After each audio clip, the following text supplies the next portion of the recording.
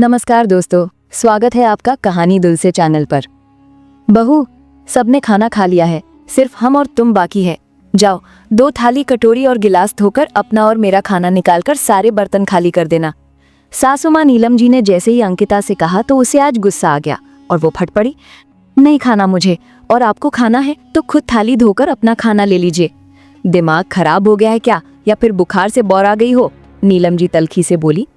आपको जो समझना है समझिए, लेकिन रोज रोज आपकी इस रवैये से मेरी भूख मिट चुकी है।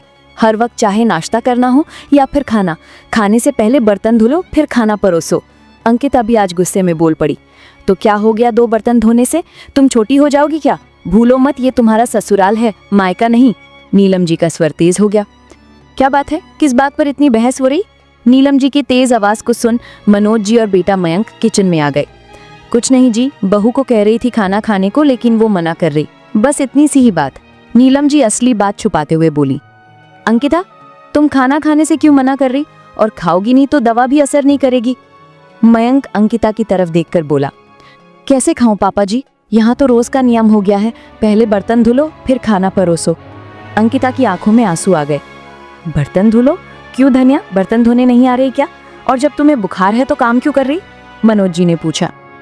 वैसे तो मम्मी जी उठते बैठते मुझे ताना मारती हैं कि तुम्हारे मायके से कुछ भी बर्तन नहीं मिला। तुमसे ज्यादा तो मैंने अपनी बेटियों को दे रखा है, और मेरे पास भी ड्रम में बहुत बर्तन है, लेकिन रोज के इस्तेमाल के लिए सदस्यों के हिसाब से भी बर्तन कम है। आप लोगों के खाने के बाद मैं धोती हूँ फिर खाना खाती हूँ। घर में खाने वाले 7 सदस्य, लेकिन थाली सिर्फ 4 निकली है, और उतनी ही कटोरी चम्मच।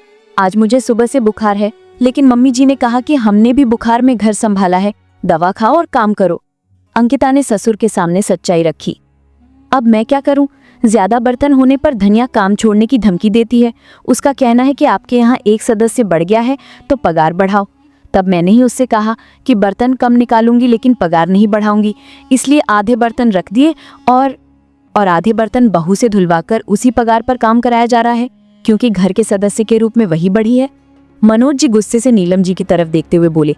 सास बनते ही तुम इतनी कठोर दिल की हो गई कि तुम्हें बहू का बुखार भी समझ नहीं आया और उससे उस हालत में सब काम करवाया।